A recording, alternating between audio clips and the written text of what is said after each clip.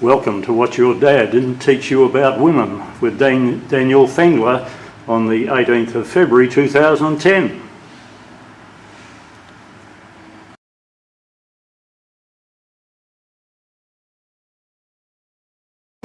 Hop in there.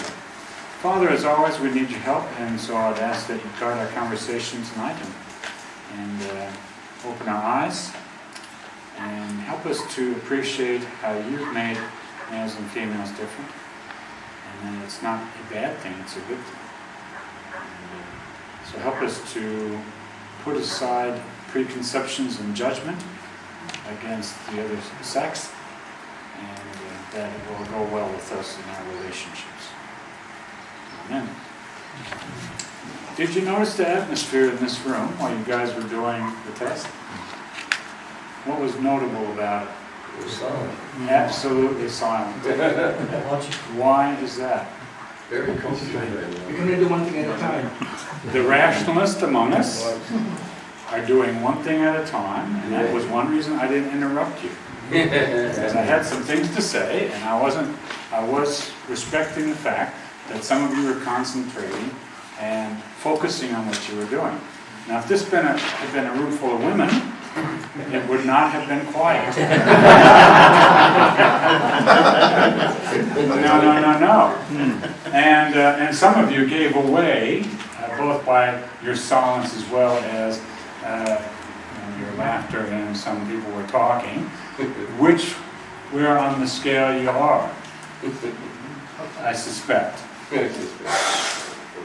So, let me unpack it for you a little bit, because this is, I find in couples counseling, this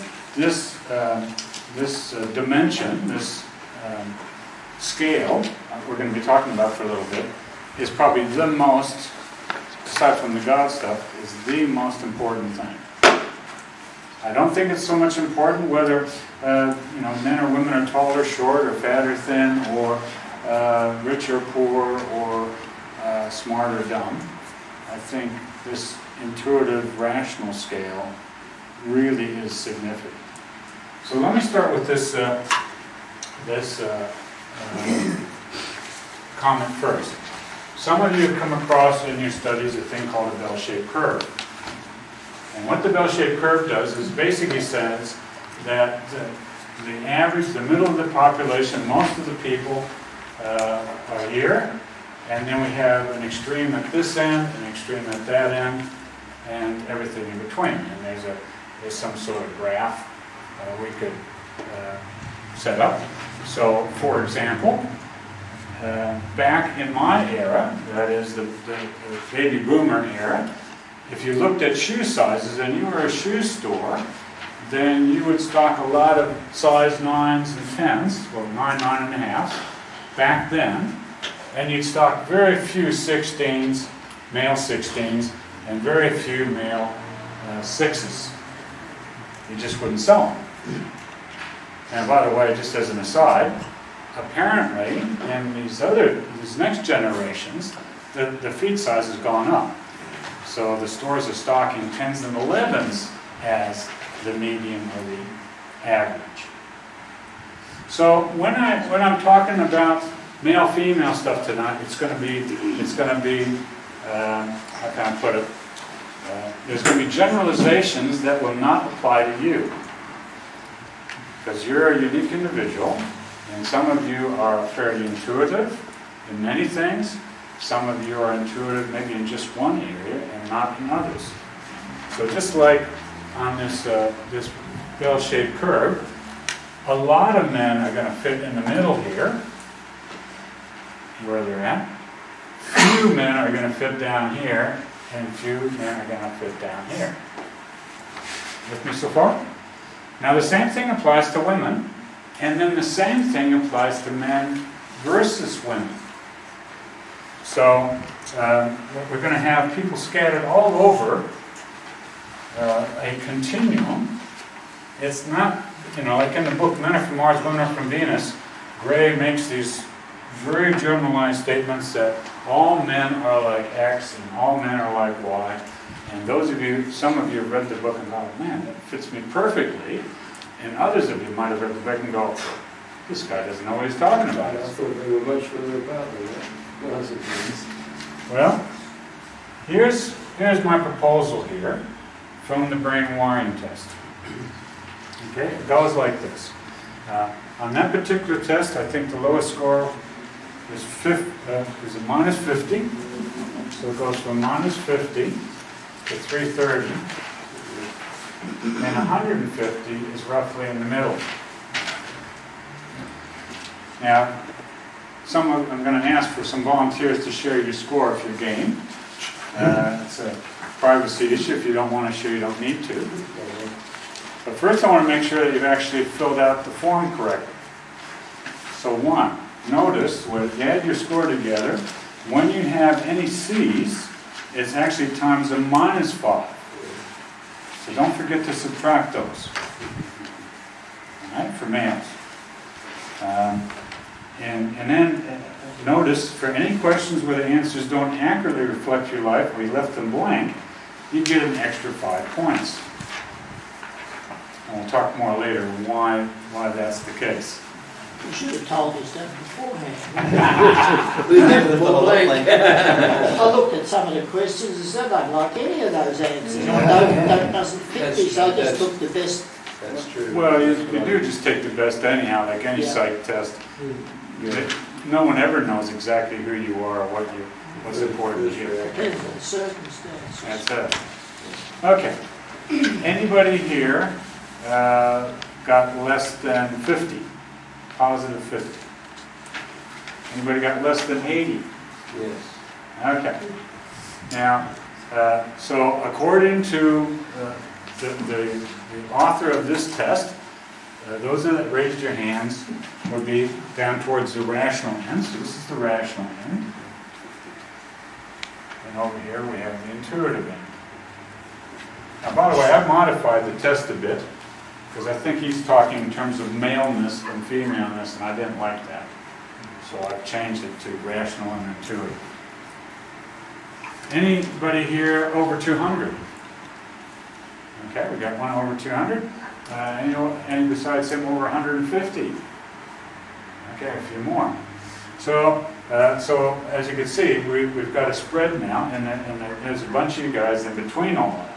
So what does this all mean? First of all, let's define what we mean by rational. So,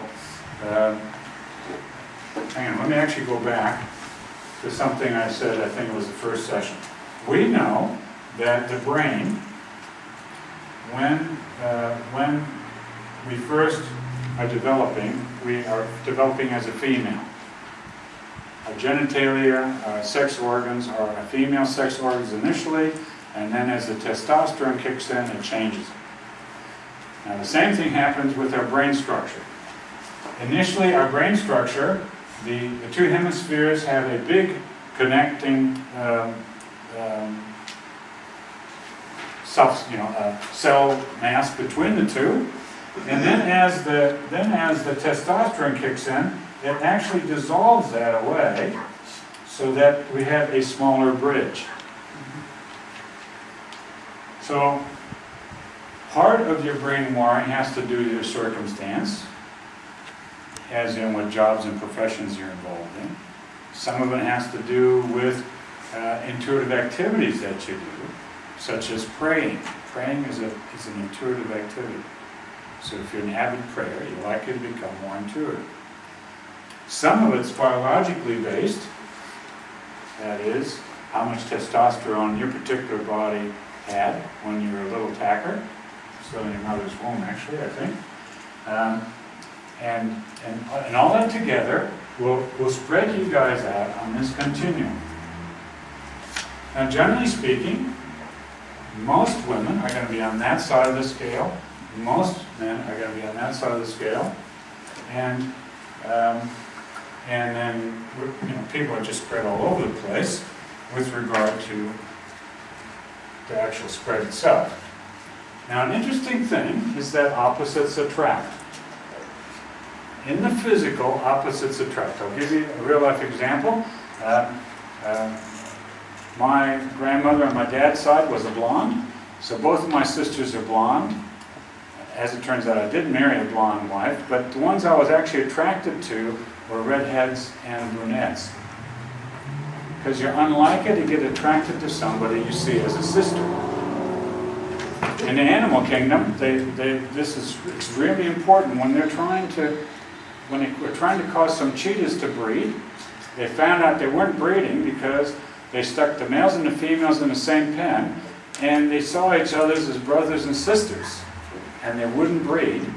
And when they cottoned onto this and actually separated them and put them in separate compounds, wow, the sex interest just went off the roof. And then they bred. Because opposites in the natural attract. So is that a case for having separate schools or co-educational schools? Oh yeah, big time. They're not, man. They can't control themselves.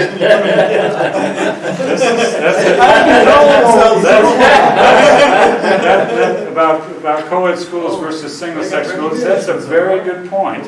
And my wife actually worked at an unnamed girls' school in the western suburbs. And she said it was unbelievable to watch the girls when the tradies came around at lunchtime. They just went gaga. They just went gaga. And so there is a dynamic there that actually is real. Now, how we deal with it is another story. Now, in the natural, opposites attract. And so, as a rule of thumb, and this is just all it is just a rule of thumb, is that if you're on this side of the scale, you're likely to marry someone that's on that side of the scale. In fact, somewhat in proportion. So, if no one, by the way, I don't think I've ever found anybody near minus 50 or 330. So, you can forget that. But if we said that that's an A1, A1s would tend to marry A2s. B1s would tend to marry B2s. C's would tend to marry C's. D's tend to marry D's. And E's, where it's actually reversal, tend to marry E's.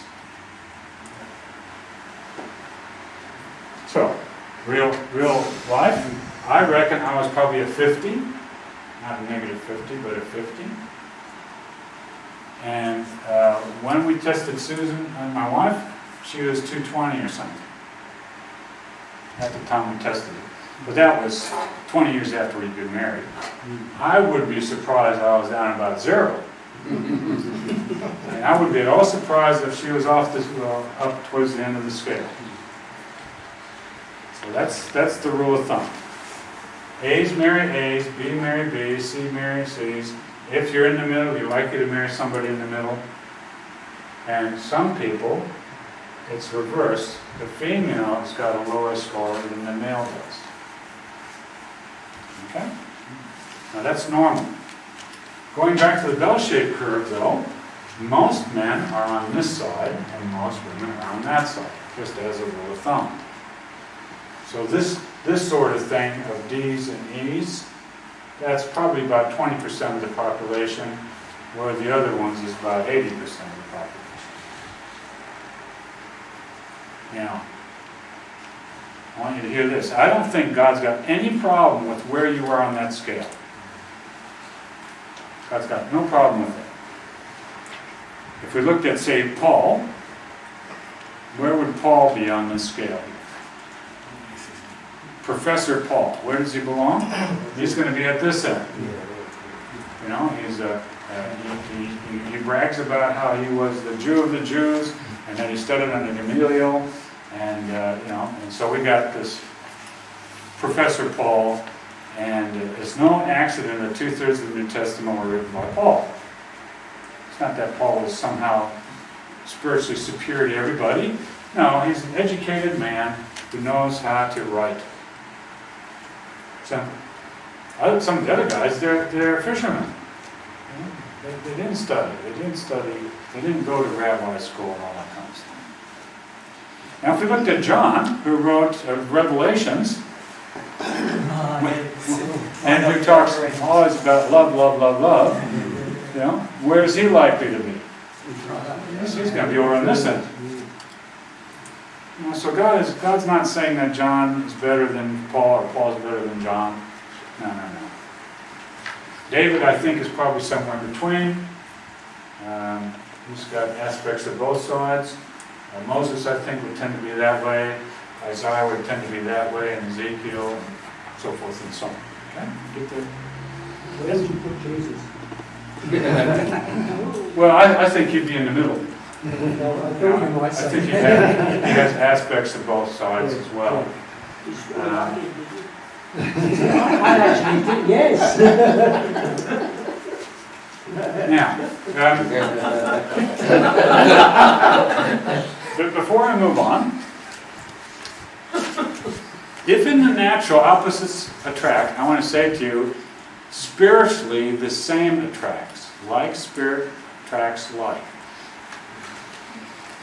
And that's got huge implications for prayer ministry and deliverance and generational curses and things like that. I'll give you a quick example. And this is just a little quick sidetrack before I want to talk a bit more deeply about this diagram on the board. But let me just share one thing about the spiritual side, and that is, I'm not going to go into too much detail here, but when I married my wife, she was a backslidden Christian. We got a male and a female here. My wife was a backslidden Christian, and so we'd say she was in rebellion against God. And I was an atheist, which is what?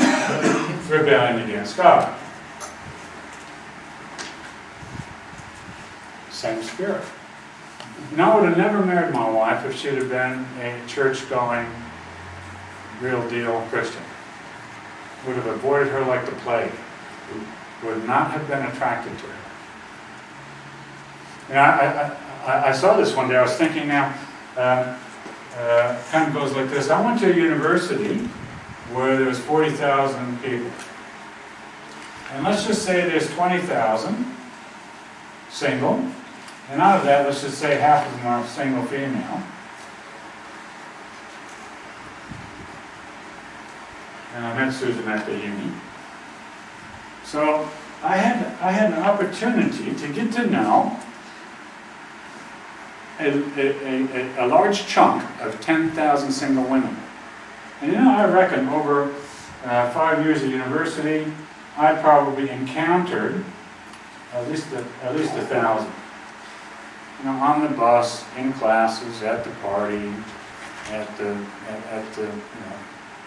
wherever, at the local student union.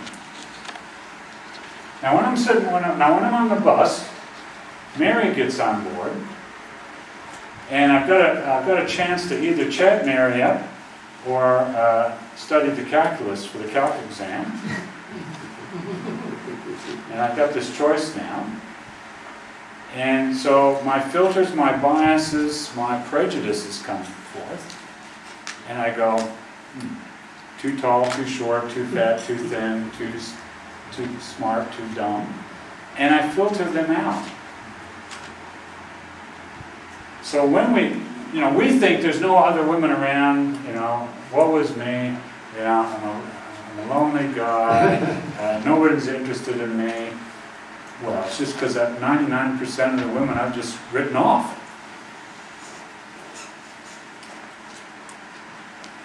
My wife and I both had rebellion. My wife and I both had a pride problem.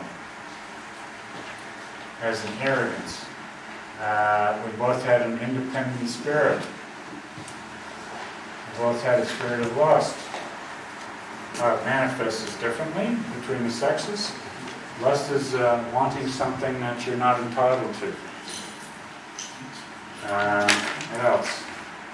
Pride, lust, independent spirit. For the moment, I'm just going to say there's lots of other things. We have the same. Like, spirit attracts life. You get a very legalistic church, and what do they attract? legalistic people that keep it legalistic. That's normal. That's just how the thing works. Like attracts like. And so every one of you that's been married, and this does not apply to single bloods, by the way. This is not telling me anything about your girlfriends. I believe that marriage is a supernatural act. We call it holy matrimony because their holiness means set aside for the purposes of God. And Jesus talked about that human marriage is very similar to the marriage of the Lamb of the church and God. So it's a supernatural thing. So when people come to me and say, I didn't marry the right person, we've got some marital problems, Daniel, and I didn't marry the right person, I go, no, I don't buy it. I accept that you don't have the right skills, or you've got some crook attitudes, or you're stuck, or whatever. There's all kinds of reasons why things fall off, the wheels fall off. But I don't accept that you married the wrong person. If you went before the Lord, I think you'd see that there is enormous similarities in the spiritual side, even though physically, one of you can be tall, the other one's short, one's a male, one's a female, one's blue eyes, one's dark eyes, and so forth and so on. Any questions so far? Now, how is this relevant? Let's leave out the spiritual side just for the moment. I'm not sure if I can get back to that because we've got a lot of other things to cover.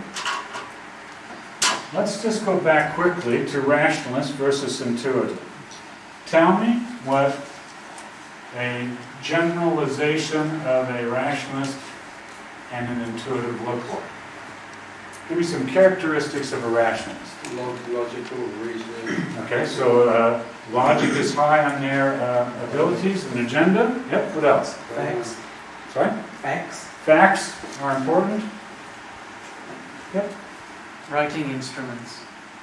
I like to write things down. Documentation. Organization? You're talking about organization? Because intuitives, a lot of writers are intuitives. So writing itself is not a rationalist activity, but structuring things is. So if we talked about structure, I'll buy that. What else? Reasoning. Reasoning, logic. Reasoning and logic, yep. What else? Planning. Sorry? Planning? Money? Planning. Planning. Okay, well that's structure and strategy and tactics. Anything else? We'll expand in just a minute. What about intuitives over here? Feelings. And I want you to just think of the extreme for the moment. Remember, all these characteristics are blended and on the continuum and on the curve. And some people have little pockets of this here, little pockets of that there. But if we looked at a 330-point woman, what would that look like? Emotions? Yeah. So it's emotions versus logic. It's facts versus feelings. It's structure versus unstructured. What else? Impulsive. I think impulse can actually be a characteristic of both sides. I think that's that's on another dimension. Yeah, I would say this is more flexible, and this is less flexible. Actually, it's more analytical. So let's call this rigid. Analytical goes back to the logic thing. But this person's detail, Yes. this person's big picture. When I say big picture, I don't mean it in the sense of a visionary. I'm talking in terms of cameras. Generalization. I'm talking in terms of a camera.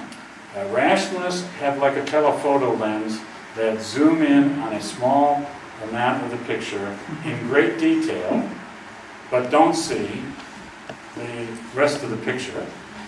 These guys are like a fisheye lens. They can see the big picture, but not very much detail in any part. Okay? And some people can actually have that in a particular area of their life and that in a different area. So again, it's not, we're looking at the superficial generalization just so we contrast this. I These find it guys- hard to think about that with just when you're saying flexible and rigid. I would have thought that the rational person, as they go through the facts, can be guided to a different conclusion. Whereas the person who's over this side, if they've got a feeling, it doesn't matter what you tell them, they're not going to change their feeling. I hear that, and I can buy that, but I'm I actually was just taking, saying with that the worldview I'm looking at, though, is actually including the heart, the emotions, the spiritual, and logic. And so if we're looking at a big picture person, like David was and Jesus was, they have all kinds of elements of that they can juggle very effectively, where rationalists tend to be stuck in a particular worldview that's really hard to shake.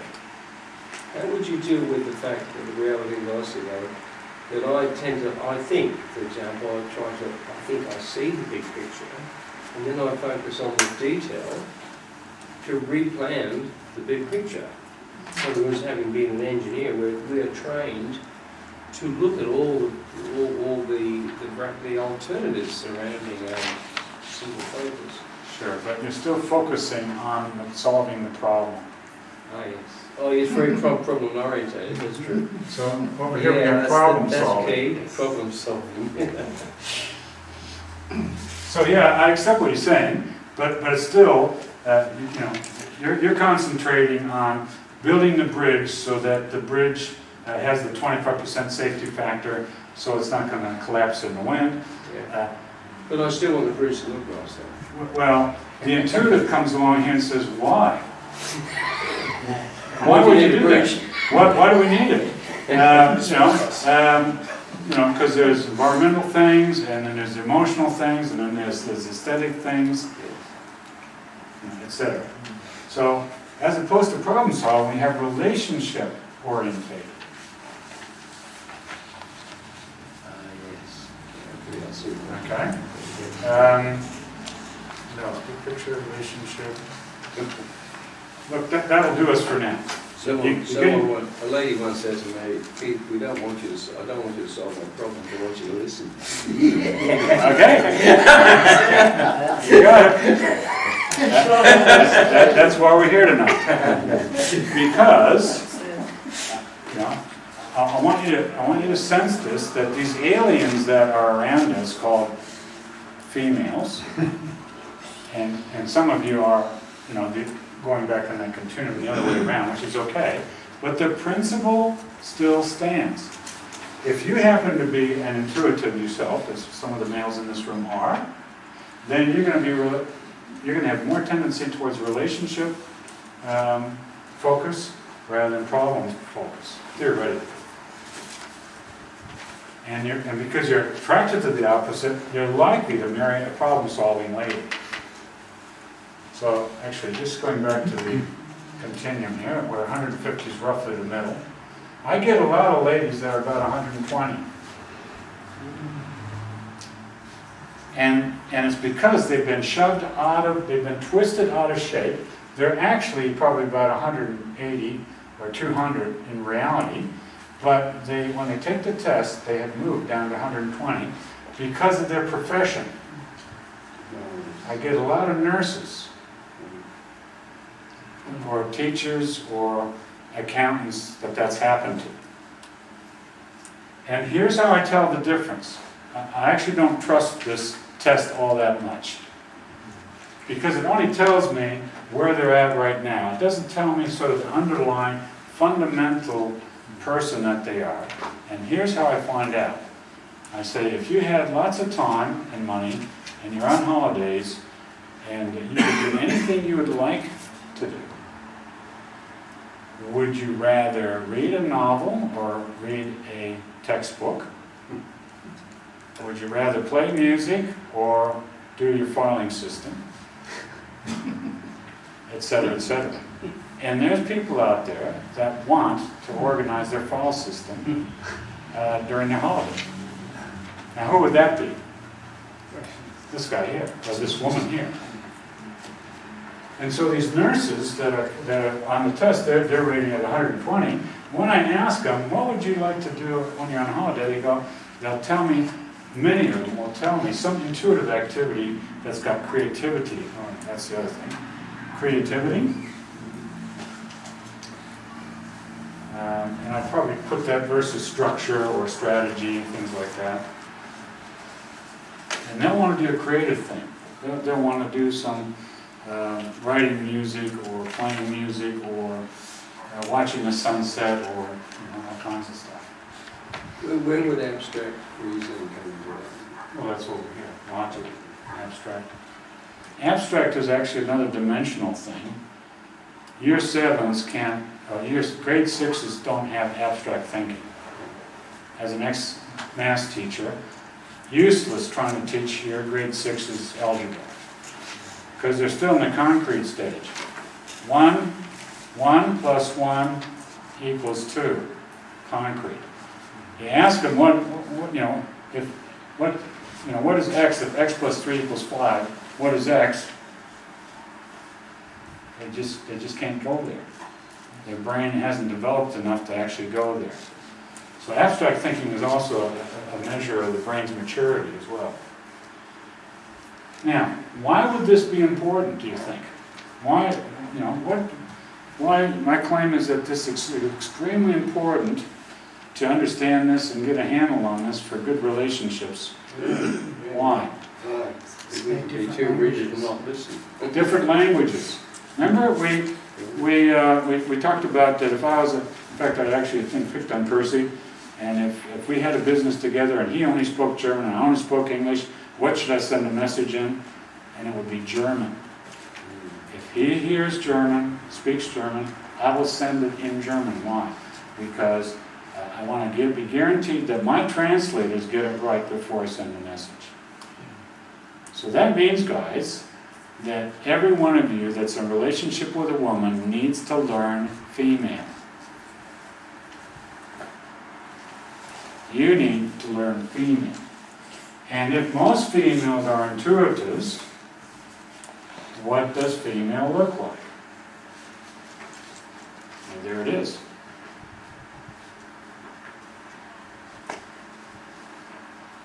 I mentioned before that when this group was doing the test, it was dead still in here.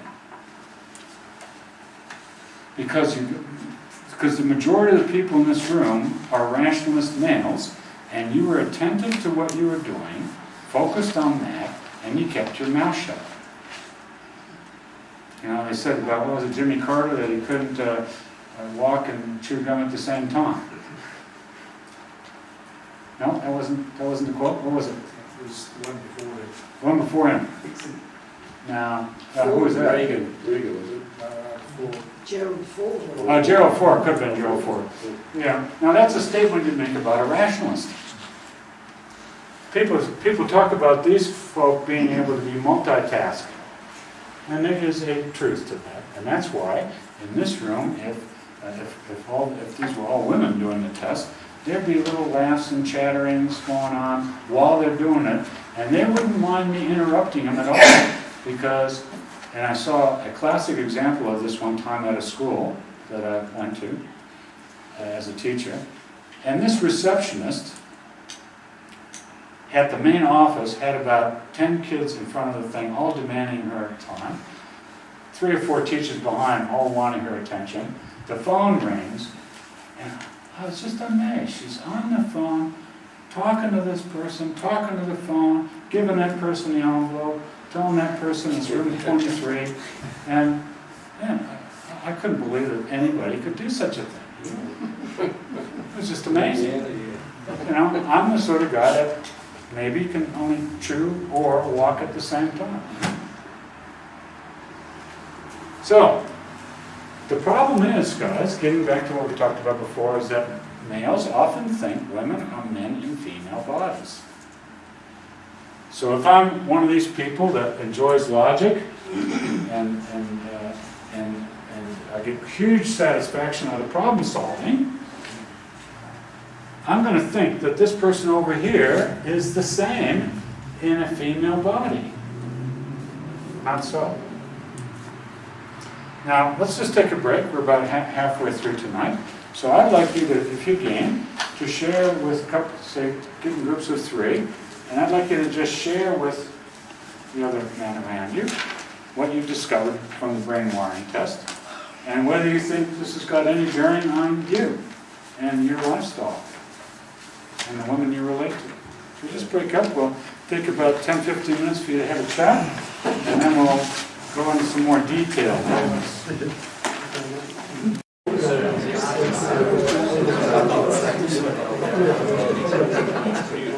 You might want to just face the front again.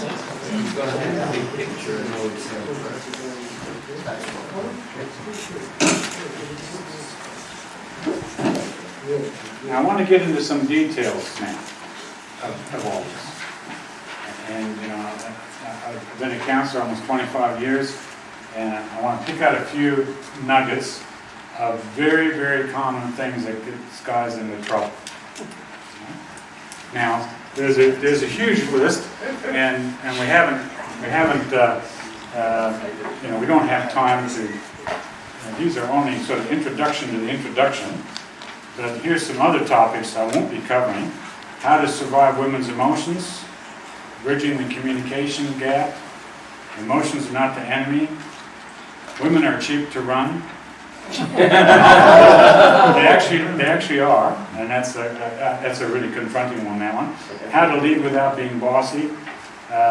Those are all topics maybe for another time. If you're interested in any of that, let Doug know, and we might be able to arrange it at a later date. But you know, we could have this particular topic, just tonight's topic. I could probably lecture on it for 2 weeks without running out of breath. So let me just pick out a few really dangerous areas, okay? Where guys and the ladies get blindsided. Right, so I'm just going to take this out of here. On your sheet, we're down to, oh, by the way, the other thing about this, the intuitive side, is spiritual sensitivity. Generally speaking, these people over here, the rationalists, are word-based, and these people over here are picture-based. These people over here are scripture-based, you know, Greek Bible-based, and these people over here are spirit-based. That's just a, you know, again, that's just an overgeneralization, but that's a rough thing. So we've talked about the bell-shaped curve, brain wiring. Opposites attract, intuitive versus rational. What's your brain wiring? What does this mean? We're down to parallel versus serial thinking. Rationalists are serial thinkers. That is, we generally, if you looked at your nightstand and you're a rationalist, you'll have one book there. And you're going to read that book, and then you're going to finish it, and then you're going to start another book, and then you're going to finish it. If you're married to an intuitive, they'll have a stack of 4 or 5 sitting on their table. And they read a chapter here, and then they sort of get sidetracked, and then they'll read a chapter there, and then often they lose track of what they've read, and they have to read it again. Now, it used to be thought that multitaskers, which are the parallel thinkers, that could do parallel things, 3 things at once, that was more efficient, just like our quad-core computer systems these days that are parallel processing with 4 cores in it. The problem is what I just said with these intuitives or the multitaskers. They'll start a project, and yeah, they might be able to handle 3 things at once, but they might not ever finish or do a particularly good job finishing it. And they've actually tested it now, and there is no advantage one way or another. There's no advantage to being a multitasker. So take heart, you serial thinkers.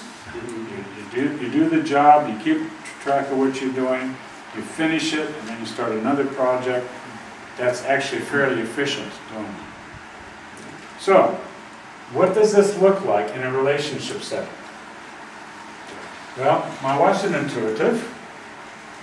And so she might be like this receptionist I was talking about. She might be, she actually likes having the TV on when she's doing work. I don't understand it because it's distracting to me. I have to have the TV off or the radio. She'll have the TV on. She's talking to Daniel. She's doing some writing. And she's praying about something.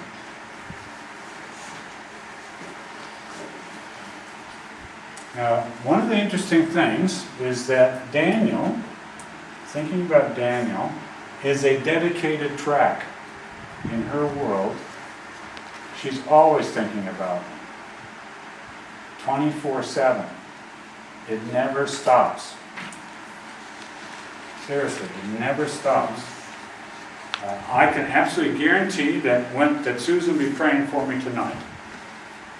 It wouldn't matter what she's doing at home right now, because she could be watching TV, and Daniel will have this, there's this little compartment called Daniel inside her psyche, and she'll be cognizant of the fact that I'm here tonight with you guys. Now, I can't say that about me. I only just thought of Susan just then talking about her. I have not thought of my wife for the last hour. I was focused on sharing with you men, and so Susan's on the outside. You're in the telescopic lens, she's out in the peripheral, and so she did not exist for the last hour. With me so far? I'll give you another example. This has actually happened. One day I was thirsty, I went for the fridge, and I popped, and she's standing right there, and I popped out the Coke, ripped the top off, and sucked it down, and I got an elbow in my rib cage. Hey, what about me? And she was insulted that I didn't give her a sip. And you guys that are rationalists know exactly what happened here. You were so focused, I was so focused on the drink, Susan actually standing next to me didn't exist. It wasn't that I was selfish. I want you to hear that. It wasn't that I was selfish, and it wasn't that I was trying to exclude her. It was she didn't exist at that point. Now that gets us into a lot of trouble, guys. Yeah. And this is why. In female world, they're inclusive. If you go to a party, I think I already mentioned this, you watch them. You'll watch the guys. He'll get up, he'll go to the bowl of chips, take a big hand of chips, sit back down. Most females, if they want a chip, they'll go to the bowl, they'll take it up, they'll circulate with it around, serve everyone, take it back, and then they'll take a handful of chips for themselves. So women's culture is always inclusive unless you're angry with the other girl. If you're angry with the other girl, what you will do is you will shut her out. You'll give her the cold shoulder that signals that you hate her for some reason. You'll break the relationship by refusing to talk. So when I've pulled the can of Coke out of the fridge and I've just sucked it down in her presence, what does it feel like to her? That I deliberately snubbed her, and that I'm upset with her and angry at her for some reason, and I have excluded her from relationship. That's what it feels. That's what it feels like to them. Now that's not actually what did happen. But see, and I got to tell you this really strongly, it doesn't matter what your motivation is, guys. It's your behavior that counts. You know, we're all hypocrites. Males and females, we're all hypocrites. And I want you to judge me by my good intention while I judge you by your behavior. Right? Okay. Now that's where this thing falls over. I can say to my wife, you did something that upset me in your behavior, But guys, don't ever try to attribute a motivation to that, because you can get into real big trouble that way. And I give the women the same message I just told you. I say, ladies, please, please don't attribute the fact that you felt like your husband snubbed you, because odds are he didn't deliberately snub you. He was just, his focus was somewhere else. Now she's entitled to say, hey Fred, when you do that, that hurts me. My wife is entitled to tell me that anytime she wants to. But she's not allowed to interpret the motivation. And the most damaging thing a woman can do is try to tell you that you're a real jerk because X, Y, and Z, and falsely accuse you of something that, as a man of integrity, you know you didn't do. How many guys are hearing me? Then they've done that, right? Okay, so we want to train the women to say to us, look, that was hurtful to me that you didn't give me a drink of Coke. And fair enough, I need to program my brain into being inclusive when she's around and not get too focused on details so that I stay inclusive. Yes, I want to do that because otherwise it's hurtful. But it wasn't because I was trying to snub her. But that's what it feels like to her heart. So getting back to my diagram here. My wife Susan has a dedicated 24/7 channel. Unbelievable. I just don't know how this thing works. I've observed it working, but it's foreign to me because I'm not one of them. So what does mine look like? Right now, it's teaching. Daniel, Yeah. let's go back to the parallels with your wife. You Yes. say that she has 24/7 for you now. Yes, Has it always been like that? I think so, from Did day you one. have children, young children? Well, we don't have children, so that complicates it. I would think that the children would have their own channel there too. I would think that women that are married with children would have a dedicated channel for each of the kids. 24/7. They got broadband nowadays. So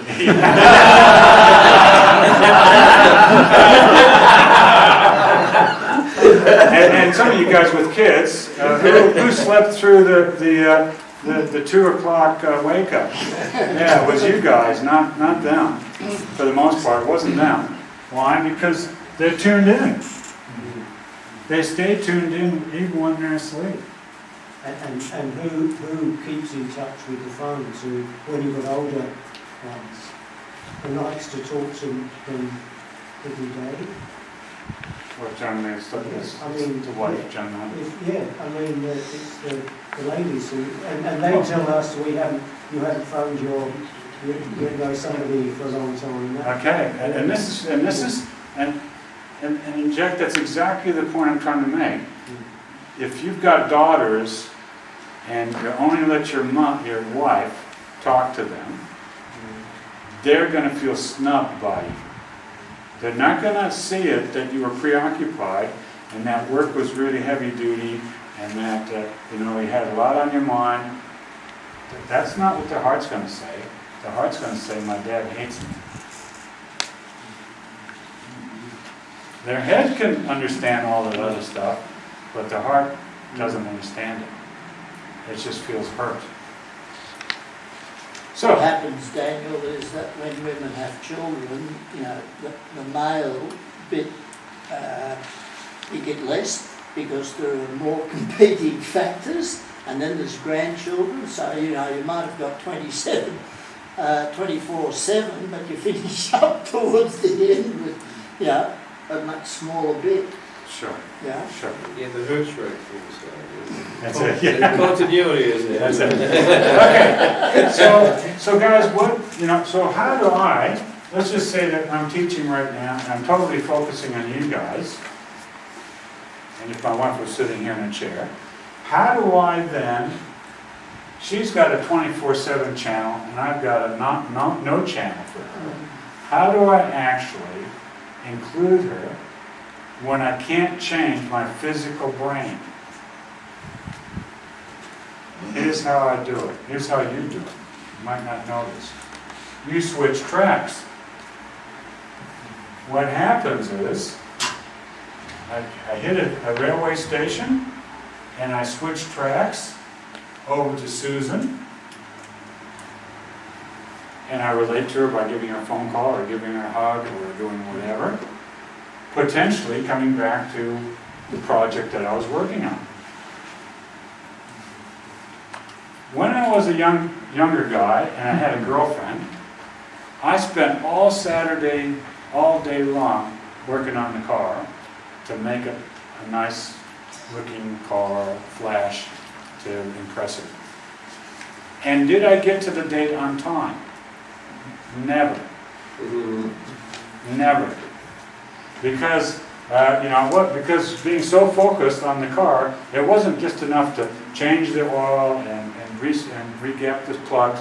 Then I had to vacuum the car, and wash it, and polish it, and set the points, and give it a tune-up, and all that. And I thought I could do it in 4 hours, when in fact it takes 8. So some of you guys were just like me. You wind up being late a lot, and you copped plenty of flack for that, because what did it say to them? That you weren't trustworthy. Remember last week I said, don't make any promises you can't keep. So you said you're going to pick them up at 6, and then you rocked up at 7, and they felt like the car was more important than them. That's how it appeared to them, which may not be true, but that's how it felt. So how do I do this? Well, I actually have to switch tracks, and you know, that takes a lot of energy. I can remember one time I was working on my carburetor, and if you've ever taken a carburetor apart, there's like 1,000 screws of different sizes and lengths that you have to put the right screw in the right hole, or the thing ain't going to work again. And the reason you got it apart is because the car's not working. So you want this thing back in good order, all put back together again, so the car can work and take you someplace. So I'm in the middle of this. I've got it all diagrammed out. I've got that little screw over there. That goes in that hole. That one goes in that hole. And my wife came up to me and she said to me, "Daniel, you've just been working so hard. How about you come in and have a cup of tea?" What was my reaction? I wanted to kill her. I wanted to throttle her. You know, she's about to wreck my system, and I'm going to put the wrong screw in the wrong hole if I go in and have a cup of tea. You know, the worst possible moment, she intruded. Why? Because in her world, it wouldn't matter. In her world, she's got this going, she's got that going, she's got that going. You can barge in and barge out, and it doesn't matter. Over here, it does. So we've got 2 problems here. One is them trying to barge into that thing, and the other problem is me actually making space so she gets remembered. Now, if let's just say I do this for 10 minutes, I interrupt my day's project working on the car for 10 minutes, and she's got a 24/7 channel. What is it going to feel like to her when I give her 10 minutes? Very short changed. So guys, what can we do about it? Here's what you do. This is 10 minutes of quality time. She's got to I want to connect, theoretically, I want to connect with this. I'm talking about my woman now, not necessarily yours. But theoretically, I want to try to connect every 20 minutes. You think we're going to get your car finished? No, that's actually not true. Here's how you do it. Because the problem was, I had this big project that was one chunk. And all I needed to do is take the big project and break it down into smaller bits. So I wash the car, have a cup of tea. Polish the car, go and have lunch with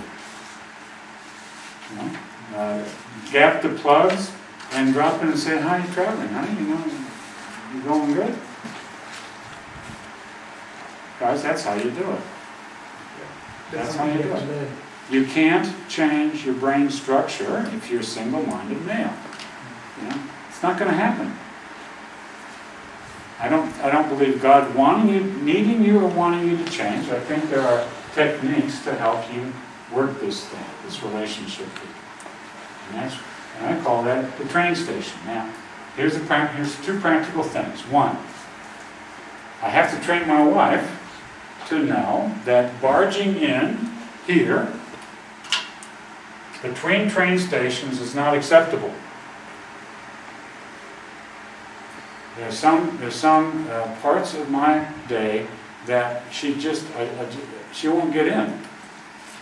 When I'm watching the news, my wife would try to come during the juiciest bit of the news and tell me about how Fred's uncle's sister's brother's girlfriend just had a baby. Like as though I really needed to know that. Yes. You know? In the middle of trying to figure out whether the interest rates are going up or down. You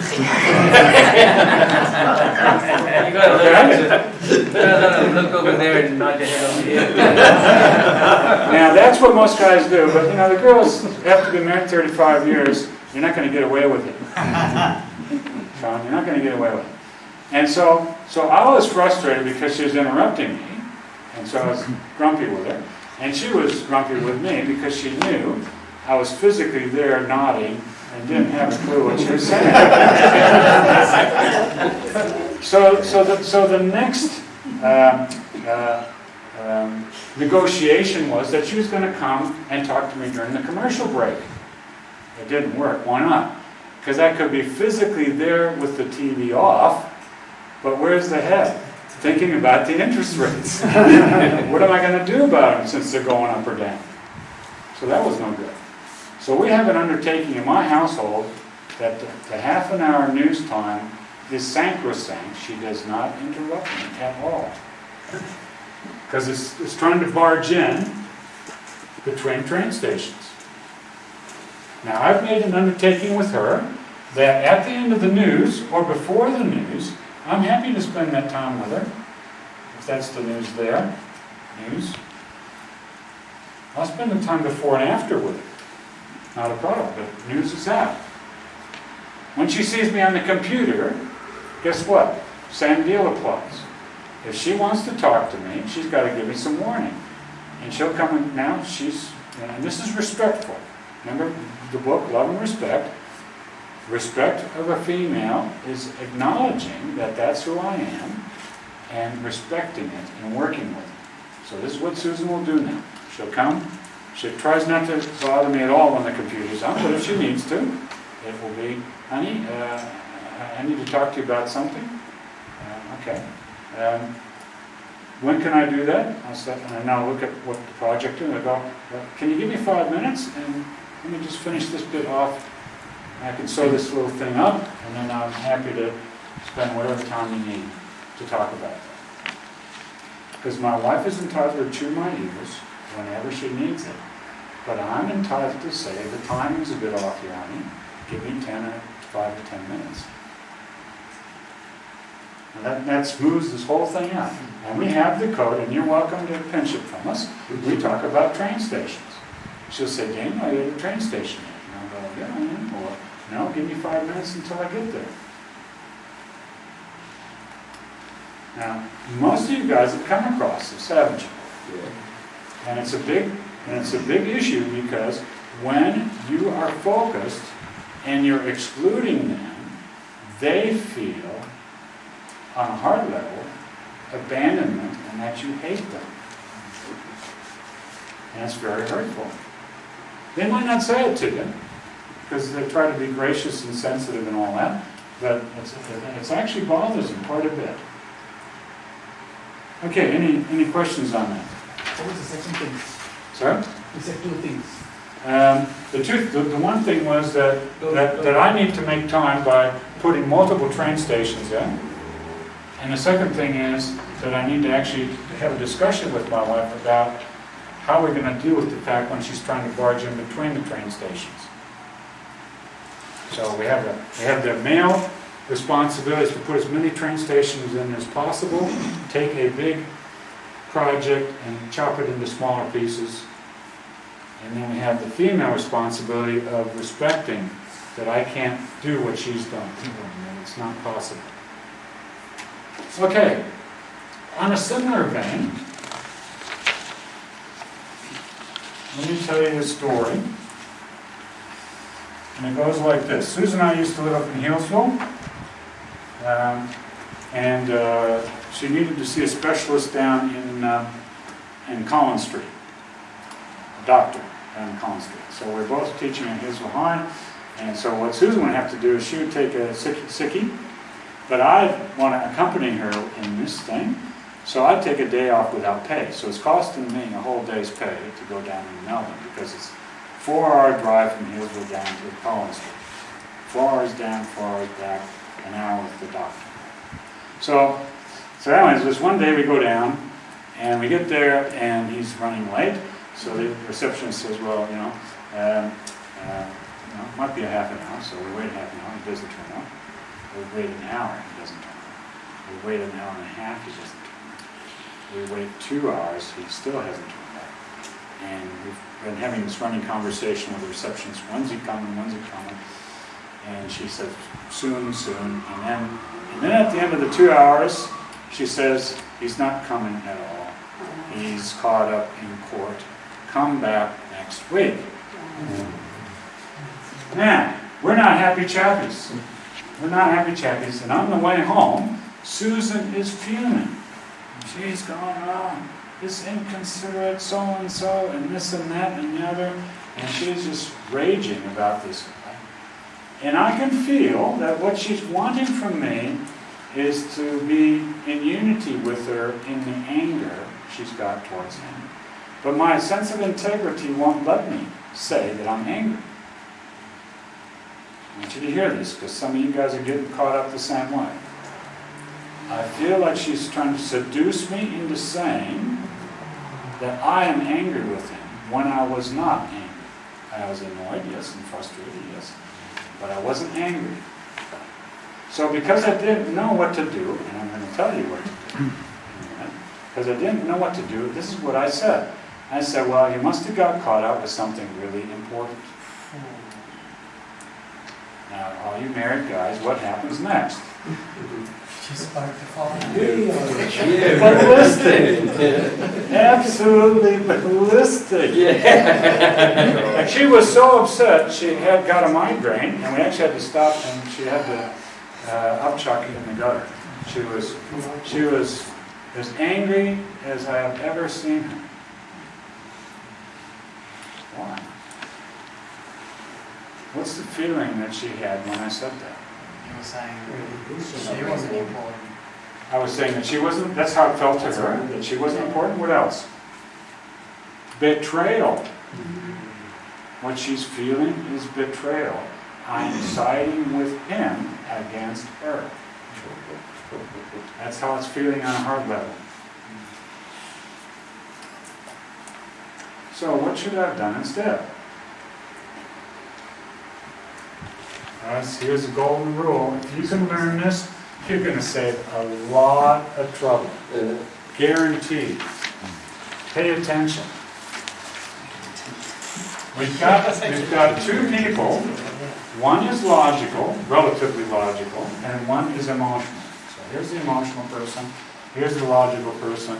At one point in time. We're not saying that that person's always emotional. Just at this split second, interrelating with each other. One person's emotional, one person's logical. And you might be the emotional person at that point when your wife is the logical. Okay? Now, we're trying to get them to communicate and to relate to each other. How well can an emotional person do logic when they're just furious? It's impossible. It's impossible. I remember one time, because of this male-female thing, I was in Adelaide, and I got so angry with my wife, I literally physically saw red. My blood pressure must have been about 200, and the retina was all engorged with blood. And it's true, when you're that angry, you see red. I've experienced it. I blacked out. I was so angry, my vision went red, and I couldn't see anything while I was driving a car. Not good. Not good. Now, that's an extreme case, but, you know, when you're emotional, you can't do logic. So, who's going to have to carry this situation then? The logical person. So here's what happens. The logical person is the first one that has to go into the emotional person's world. And my wife was inviting me to do exactly that. She was inviting me to come into her emotional world by me saying I was angry. But I don't need to do that. I don't need to do that. All I gotta do is listen and affirm her feelings. So it would sound something like this. So Susan, you sound like you're pretty upset. Upset? Upset? You bet I'm upset. Oh. You mean to tell me you're angry? Angry. Angry.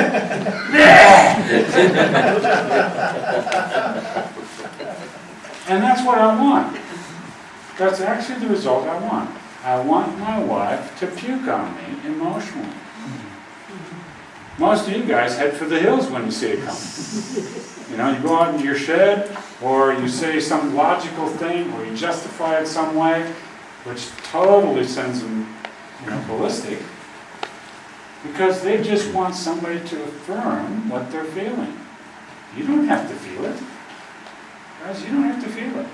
Whatever they're feeling, you don't have to be anywhere near it. What you got to do is listen. And then reflectively listen by saying, so it sounds to me like you're angry, or sounds to me like you're grieving, or sounds to me like you're excited, or whatever. That's all you got to do.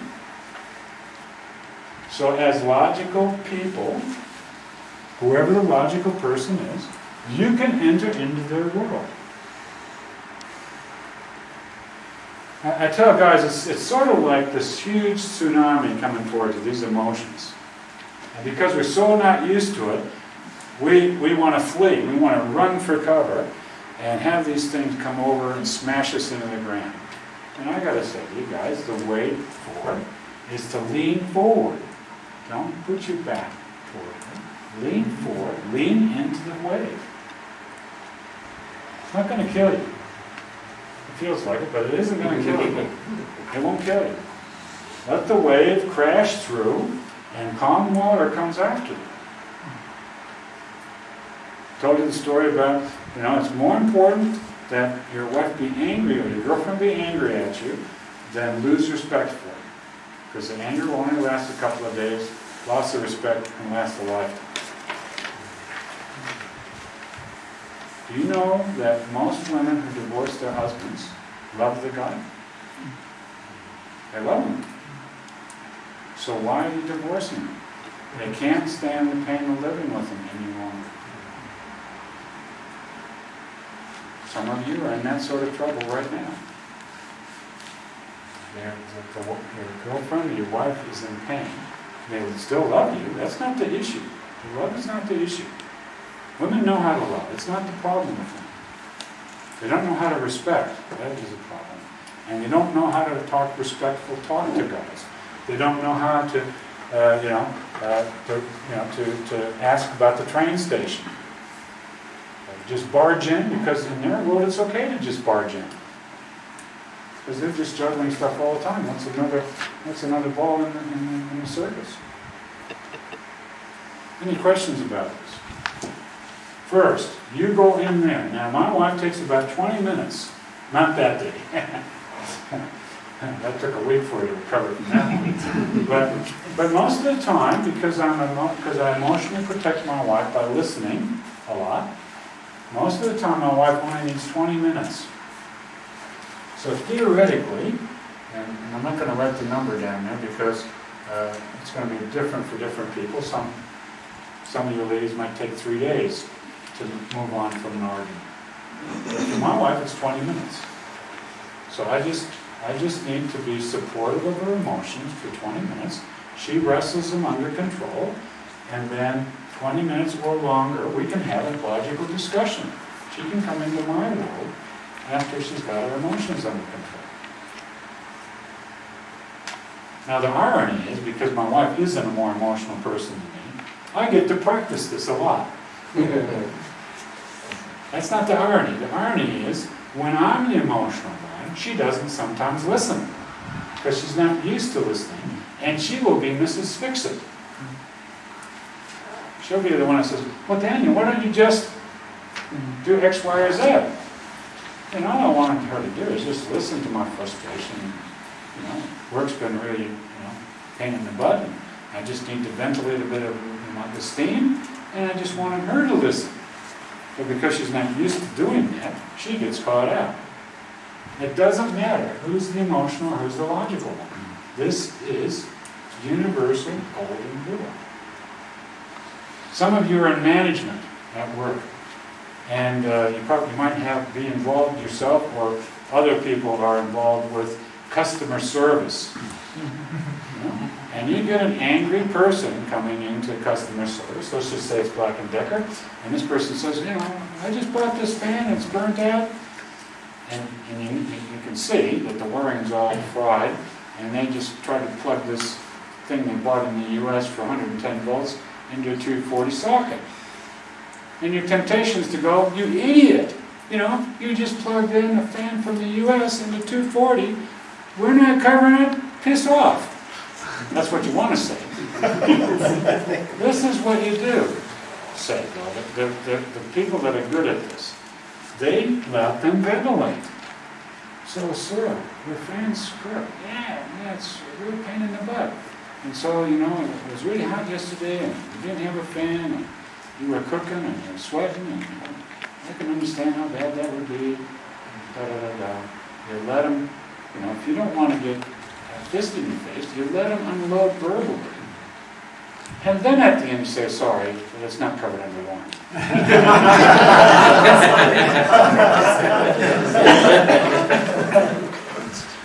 That's how it works. Basic rules of relationship health is to always deal with the emotional aspects of the problem first, before attempting to discuss it rationally. Okay, let's move on. Number 5. Relationship versus problem solving. Now we already saw, the rationalists are set up for problem solving, and the intuitives are set up for relationship. I used to have a sign in my office, and it said this: don't be right, be reconciled. Early on in my marriage, because I was a seriously rational sort of guy, and I had a pride problem, I wanted to be right rather than be reconciled. That's the truth of it. And one day, my wife said this to me. She said, Daniel, I'm not talking to you anymore. And she meant, I'm not talking to you anymore. Because every time we had any sort of discussion, I would crush her with my logic.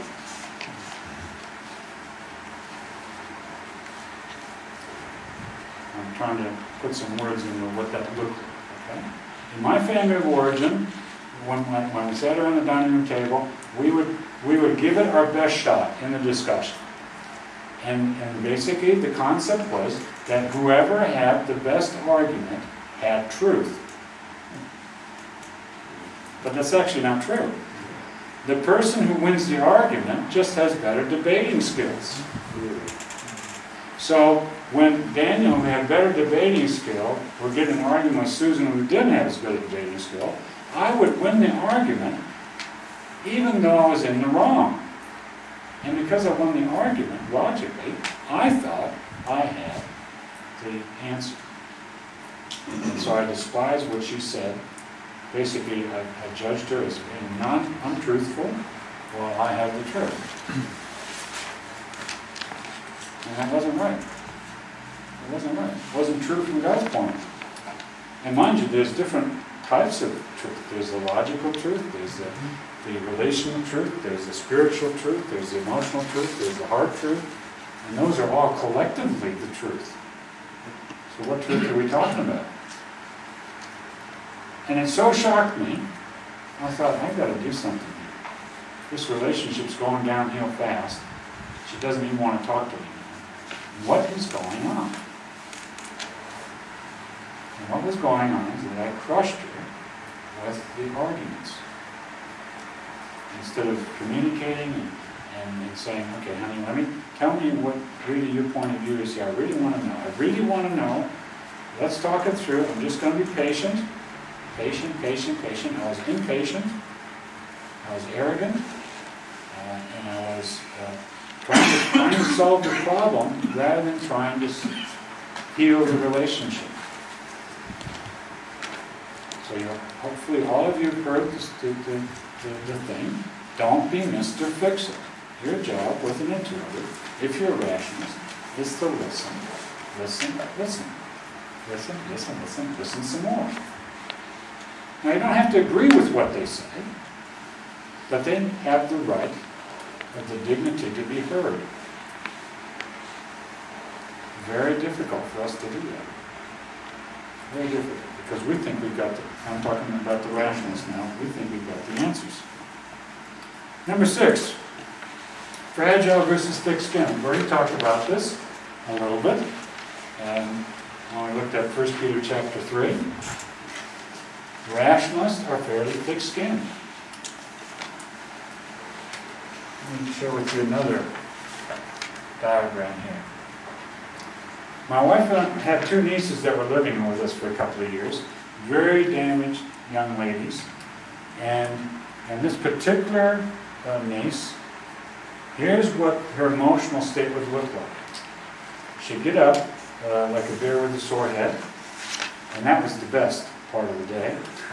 And then as the day went along, she got more and more grumpy, more and more edgy, and by dinner time it was swearing and stomping and slamming doors. So I wanted to talk to her about the issues that were bothering her. I couldn't do it at night. I couldn't do it in the morning. And she's at school during the day. So this is what her emotional state would look like. Starts out pretty good in the morning.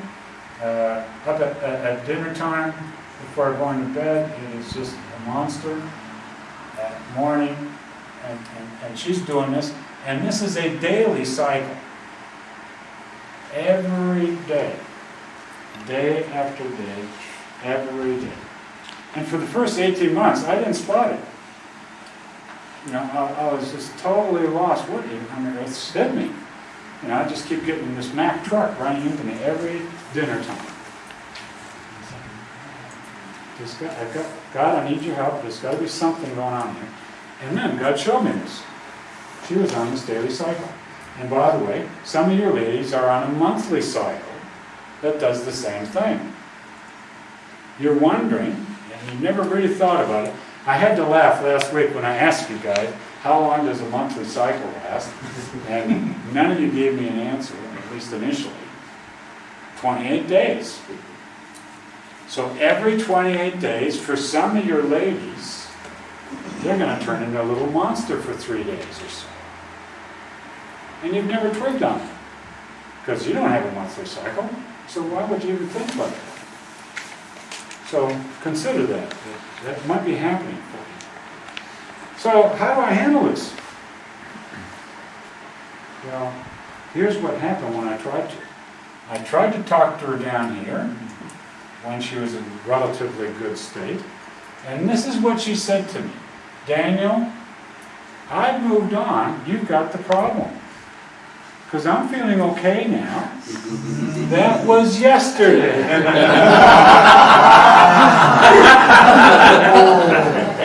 That was yesterday. We never did sort of. Never happened. She moved out when she was 18. Never bridged the gap. A counselor couldn't do it. They couldn't do it. It was beyond me. Now, emotionally, she's actually fairly healthy in this sense, guys. You might say, well, you know, that looks pretty terrible to me. But she, you know, on an emotional health basis, she wasn't hanging on to stuff.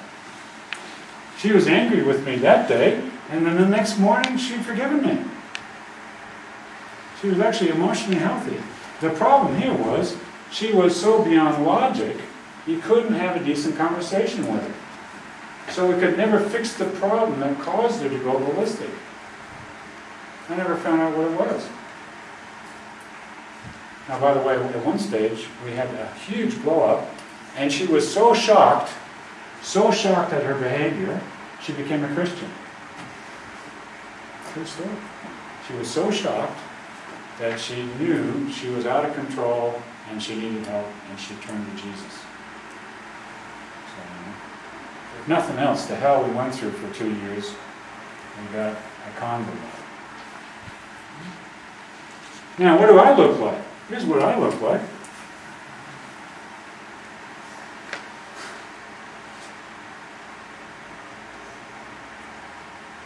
I don't have a daily cycle.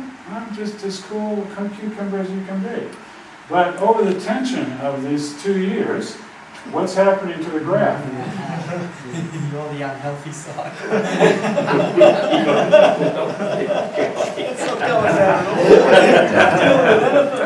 It's winding up. Boom! Boom! So it takes me a long time to wind up, but guess what, guys? It takes me a long time to wind down.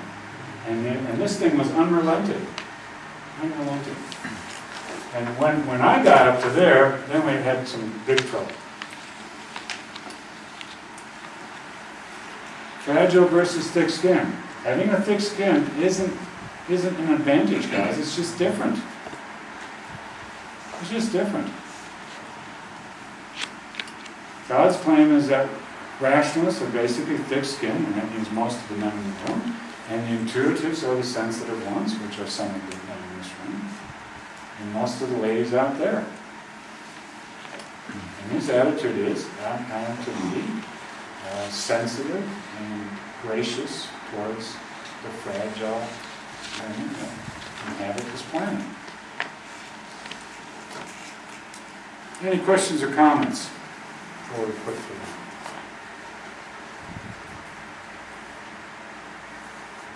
I want to pray for us in just a moment. Comment I would say that's the best explanation of the situation. Thanks very much. You're welcome, thank you. I only teach from first-hand experience. I don't teach academic stuff. I know academic stuff, but if I haven't learned it myself, I don't think I have a right to tell you how you can do it. I have to do the experiments first, see how they work out, and then I can advise you on the best course of action. And I don't always win. I don't always win. Sometimes it's not about winning anyhow. Here's some suggestions. 1, take seriously this last hour, the things I told you, because those are relationship killers. 2, if you've never read a book on male-female differences, you must read a book. If you're not a good book reader, you can get DVDs on it, or CDs out of it. But you should read a book. And so my recommendation would be some of the classics, like Men Are From Mars, Women Are From Venus, by Gray. Almost everybody's got a copy of that somewhere. If you don't have a copy, your best friend would have one. Men Are Like Waffles, Women Are Like Spaghetti. It's a similar version of the Men Are From Mars, except it's a Christian-based one. And then Why Men Don't Listen and Women Can't Read Maps. By the way, guys, why can't intuitives read maps? Because their brain's not wired for it. Seriously, their brain's not wired for it. When I take the map, being a rationalist, I got the north, south, east, west, and what happens is I impose that map into my head, and I rotate the map inside my head to follow where I'm going. Some of the ladies can't do that. They actually don't have the wiring to do that. So what they do is they take the map and they rotate it physically. Now, I used to despise that. And this is another lesson here. You really got to be careful. It's wrong to despise that. It's just different. Because my wife is not a male in a female body. So, so my heart was saying she's an inadequate male. Look at this idiot, look at this idiot. She can't even follow the map. No. It's way wrong from God's point of view and way wrong from a relationship point of view. No, she's wired differently and she has some skills that I don't have. And I happen to have a skill that she doesn't have. Just different. So, guys, us in this room right now, we're not superior in any way. We're just different. And if you approach your girlfriend or your wife, or your mother, or your daughters, as aliens, because they are aliens, and you respect the fact that they're aliens, and you're genuinely interested to find out what makes this alien tick, if you show them genuine interest, and you're willing to listen, and be patient, you can have a fabulous relationship with them. Because they're already pre-programmed to have a relationship. You dads that think you've already blown it with your daughters, I doubt it. They've been hurt, and they might have be isolating you and staying away from you because they don't want to get hurt again. But I doubt that you can't win them over. Because they're programmed to leave you hurt, because they want a relationship with you, and they don't know how to get through to you about the things that are important to them, because you haven't been listening. I want to encourage you, it is not too late. They're programmed to have a relationship. So, my wife, it's just incredible to see it. When I've done the wrong thing, I've handled it badly, and she's pulled away, it's just like she's on this big rubber band, and on it, the first thing, all I need to do is say I'm sorry, and she starts coming back already. It's just amazing. Because she wants this thing called relationship. It's important. Let me pray for you. Oh, one last thing.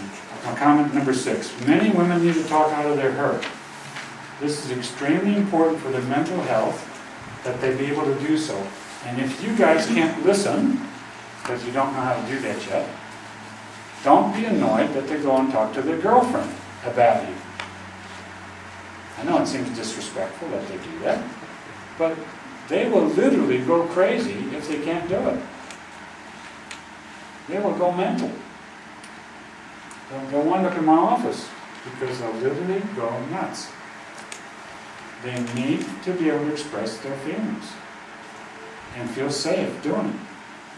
If you can't do it, learn how to do it. In the meantime, don't begrudge them their girlfriends. And yeah, you don't always look good when she's talking about you, that's true. Maybe you deserve some of that. So please, let them chew your ear until they don't need it anymore. One last point. I want to just dwell on that point. Remember that a plant that's dying because it hasn't been watered, if it had the voice to cry out and demand water, is that manipulation or desperation? Desperation. And some of the ladies that are hot under the collar with you, that come across to you as manipulation and control, because that's what it feels like, the reality is they're desperate. They're desperate. You don't think they're desperate because what's important to them seems such a small matter to you, but hugely important to them. So I want you to reprogram your heads, guys, and relabel what you see as manipulation as desperation. Relabel it, desperation. And then dig in there and see what that's all about. And here's a classic thing. I want you to practice this. When you hear all that heat, instead of running away, I want you to go forward and say this. Honey, what is so important about this? I'll say it again. These are some magic words, guys. Honey, what is so important about this? Now don't say it if you're not going to stick around to listen. Because you're going to cup an earful when you say that. Honey, what is so important to you about this? Because that's opening the door for her to actually tell you. Now, if you're not interested or you're not prepared to stay and listen, don't ask the question, because she's going to get even more hurt if you open the door like that and then say, "Oh, sorry, gotta go now." Don't ask the question. Just stay the way you are. Father, I just thank you that women, yeah, they're a bit mysterious. We don't understand them real well, but your word tells us to treat them with respect as the weaker partner, the weaker vessel, and that we can learn how to do that. I've learned how to do it. If I can do it, these guys can do it. I'm not nobody special. I just was determined to figure out some of this stuff. And if their relationship's important enough, they can figure out these things with your help. And so, Lord, give us clarity on what this looks like for each of us as relate to the women around us. And not only the women, but sometimes the intuitive males that are around us. Help us to relate to them well.